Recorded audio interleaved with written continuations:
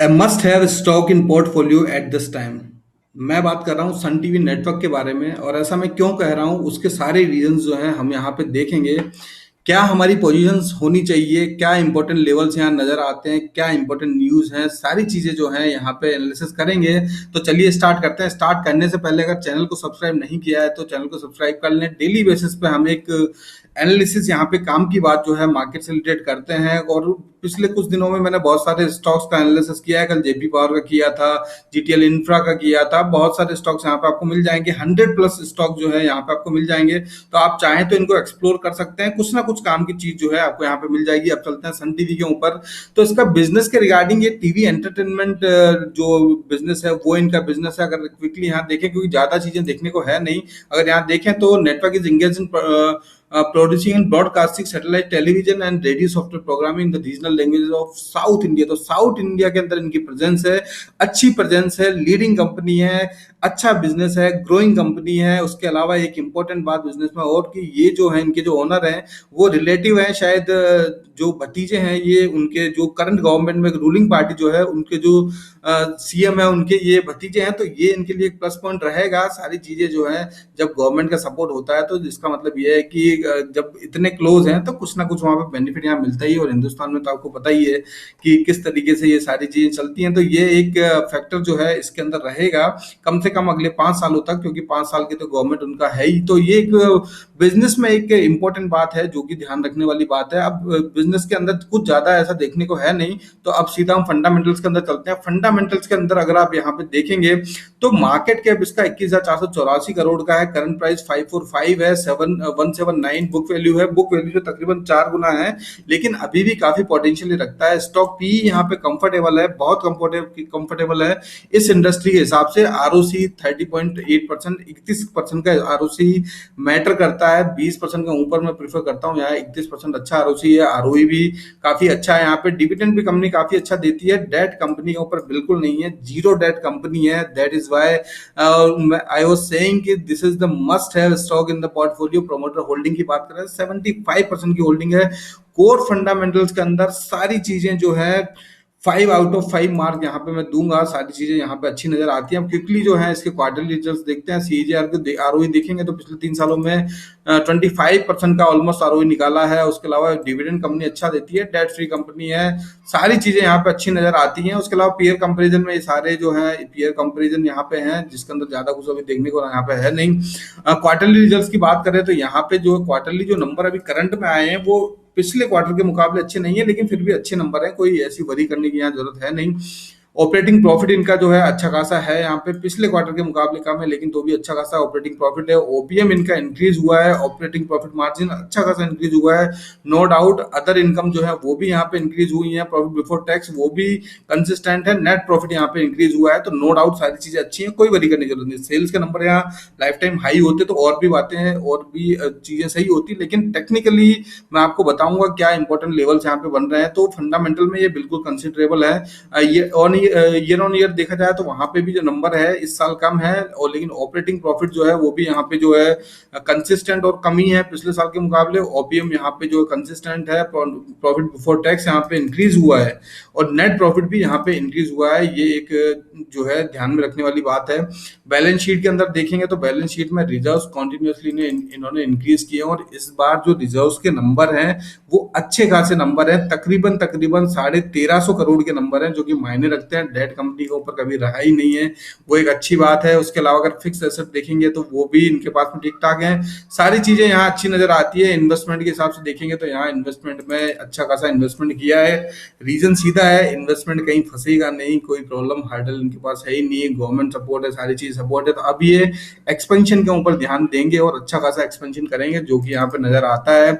उसके अलावा cash flow की बात करें तो अच्छा खासा प्लस के अंदर नंबर है। रेशियो की बात करें तो वो भी अच्छा खासा है और इंक्रीज हुआ है। यहाँ पे शेयर होल्डिंग पैटर्न की बात करें, कोई बड़ी करने की जरूरत है ही नहीं। 75% की ओवरऑल होल्डिंग प्रमोटर लेके बैठे हैं, जो कि मैक्सिमम होती है सेबी गाइडलाइन के हिसाब से। यहाँ पे एफआईआई के पास में ठीक ठाक होल्डिंग है और डीआईएस के पास में यहाँ पे ठीक ठाक होल्डिंग है। हालांकि दोनों की होल्डिंग यहाँ पे डिक्रीज हुई है, लेकिन ऐसा कोई नंबर इतना बड़ा नंबर नहीं है कि कोई वरी करने की जरूरत है। पब्लिक के पास में होल्डिंग यहाँ बढ़ी है, लेकिन कोई यहाँ पे 2% के 2.5% के करीबन 1.5% के करीबन यहाँ पे होल्डिंग बढ़ी है। और पब्लिक के अंदर भी देखें तो यहाँ पे जो है तब ओवरऑल जो है 8 से 10% जो है ओनली फॉर पब्लिक के पास में है, जो कि क्वाइट कंफर्टेबल है। सारी चीजें इसके अंदर मुझे बढ़िया नजर आती हैं, कोई वरी करने की यहाँ पे जरूरत है नहीं। पब्लिक के पास में 8 से 10% की होल्डिंग कुछ भी नहीं होता है, राइट। तो सीधी सी बात है, सारी चीजें फंडामेंटल के अंदर सही है, बिजनेस के अंदर सही है। अब टेक्निकल में जाके देखेंगे टेक्निकली सारी चीजें क्या किस तरीके से हैं। तो वहां पे जाने से पहले if you are liking this video please hit the like button, और चैनल को सब्सक्राइब अभी तक नहीं किया कर लेना। अब चलते हैं टेक्निकल में, जो कि बहुत इंपॉर्टेंट पार्ट है और मेन बेसिस मेरा आज ये टेक्निकली था इसको कंसिडर करने का। वो रीजन यहाँ पे मैं आपको बताता हूँ। अगर इसके हिस्ट्री के अंदर चलेंगे आप, तो यहाँ पे कंसोलिडेशन के अंदर रहा काफी टाइम तक पहले। उसके बाद में एक बहुत अच्छी रैली दिखाई, रैली दिखाने के बाद में फिर यहाँ पे जो है 2018 के बाद में फिर से ये डाउन साइड एक डाउन ट्रेंड के अंदर आया। डाउन ट्रेंड के अंदर आने पे यहाँ पे अगर आप देखेंगे तो ये कर्व पैटर्न है, सीधा सीधा यहाँ पे कर्व पैटर्न इसने बनाया। और जिस तरीके से मैं हमेशा बताता हूँ कि ये कर्व पैटर्न एक अक्यूमुलेशन का जो है एक इंडिकेशन होता है, एक संकेत होता है अक्यूमुलेशन का, और ये हमेशा चीजें काम करती हैं। तो ये एक अच्छा खासा राउंडिंग इसने बनाया। उसके अलावा अगर आप देखेंगे यहाँ पे तो बहुत ज्यादा और बहुत ही अगर आप कहेंगे तो बहुत एक कॉम्प्लेक्स तरीके से यहाँ पे जो है चार्ट पैटर्न बन रहे हैं और मल्टीपल चार्ट पैटर्न बन रहे हैं। उसका रीजन मैं बताता हूँ। देखिए, if you can see here, ये एक यहाँ पे इसने एक लेफ्ट शोल्डर बनाया, उसके बाद में इसने ये बॉडी बनाई, उसके बाद में वापस से लेफ्ट शोल्डर बनाया, राइट, राइट शोल्डर बनाया, राइट। ये एक हो गया। अब यहाँ पे ये बिल्कुल बहुत इंपॉर्टेंट लेवल, ये जहां पे भी ट्रेड कर रहा है ये बहुत इंपॉर्टेंट लेवल है। यहाँ से मुझे इसका अपसाइड नजर आता है। उसका रीजन क्या है, यहाँ पे मल्टीपल टाइम जो है ये रेजिस्टेंस इसको मिला है, और रेजिस्टेंस मिलने के बाद में अब ये वीक रेजिस्टेंस मुझे नजर आता है। उसका रीजन क्या है, एक तो बहुत बार इसने रेजिस्टेंस ऑलरेडी दे चुका है। उसके अलावा यहाँ पे प्राइस एक्शन के अंदर देखेंगे तो काफी अच्छे चार्ट पैटर्न जो है यहाँ पे नजर आते हैं। उसके बारे में मैं अगर आपको बताऊं तो let me just a minute, let me reload it, there is something wrong with this, just a minute, हाँ। सो अगर आप यहाँ पे देखेंगे तो यहाँ पे मैं प्राइस एक्शन के अंदर अगर आपको बताऊं तो यहाँ पे बहुत अच्छा प्राइस एक्शन नजर आ रहा है, जो कि यहाँ पे देखिए यहाँ पे इसने ये इंडिकेशन दिया सीधा सीधा। यहाँ पे एक ये इसने एनगल्फिंग ग्रीन एनगल्फिंग कैंडल बनाई, जो रेड कैंडल को पूरा इसने समावेश कर रखा है अपनी बॉडी के अंदर। रेड की जो बॉडी अगर आप देखेंगे, ये वाली बॉडी बिल्कुल जो है ग्रीन कैंडल के अंदर है। उसके अलावा फिर बाद में देखें वापस से दो रेड कैंडल बनाई, टेस्ट करने के लिए उस लेवल पे आया। टेस्ट करने के बाद में वापस से एक एनगल्फिंग कैंडल यहाँ पे बन रही है ग्रीन। और ये सारी चीजें जो है 50 डीएमए के ऊपर हो रही है, 50 डे मूविंग एवरेज जो है उसके ऊपर हो रही है। अभी नीचे एक भी बार ये नहीं आया है। तो ये क्लियर कट इंडिकेशन है यहाँ पे कि स्ट्रांगली जो है ये रेजिस्टेंस जो है इसको ब्रेकआउट तोड़ने की यहाँ कोशिश कर रहा है, और ये मुझे लगता है एक अच्छा खासा एक अपॉर्चुनिटी हो सकती है यहाँ पे। उसके अलावा अगर आप देखेंगे तो ये एक वापस से इसने यहाँ पे भी एक ये inverse head and shoulder pattern बनाया। ये इसने बॉडी ये शोल्डर होगा, ये बॉडी हो गई, ये वापस से इसका शोल्डर हो गया, वापस से इस तरीके से एक वापस से छोटा सा शोल्डर बनाया। तो कॉम्प्लेक्स ये complex head and shoulder pattern होता है, और मल्टीपल चार्ट पैटर्न होते हैं। उसके अलावा कप विथ हैंडल पैटर्न भी है यहाँ पे। तो अगर आप देखेंगे ये कप बनाया, उसके बाद में ये हैंडल बनाया, और उसी लेवल पे यहाँ पे कंसोलिडेशन कर रहा है। उसके बाद में वापस से एक छोटा सा हैंडल बनाया। तो यहाँ पे इसका मतलब ये है कि बार बार उस रेजिस्टेंस पे ये जा रहा है, जाने के बाद में वापस आ रहा है। लेकिन अब ये जो है ये एक वीक रेजिस्टेंस यहाँ पे इसके लिए होगा, और वीक रेजिस्टेंस होने पे ये इसको जब ब्रेकआउट देगा तो अच्छे खासे लेवल्स के नंबर यहाँ पे नजर आते हैं। फर्स्ट लेवल में आपको बताऊं तो ये लेवल यहाँ पे जो निकल के आता है वो लेवल का नंबर है। यहाँ से अगर मैं इसको ड्रॉ करूं तो दिस इज 51% का रिटर्न है। उसके अलावा यहाँ पे भी निकलने की बिल्कुल जरूरत नहीं है, मैं बिल्कुल इसमें यहाँ पे नहीं निकलने वाला। और मेरा जो टारगेट रहेगा वो टारगेट इसका जो लाइफ टाइम हाई है कम से कम ये टारगेट रहेगा। और ये 117% का रिटर्न है। अगर ये एक साल के अंदर भी 117% का रिटर्न देता है then it is more than enough. और मुझे लगता है ये इसको जो वहाँ पे पहुँचने में 1 साल भी नहीं लगने वाले हैं। सारी चीज़ें अच्छी हैं, सारी चीज़ें फ़ेवर में हैं, बस ज़रूरत है यहाँ पे पेशेंस की। ये अपने हिसाब से ही ऊपर-ऊपर चलेगा। अगर आप कहें कि एक ही दम से 10% 20% ऊपर जाए तो उस तरीके का स्टॉक नहीं है।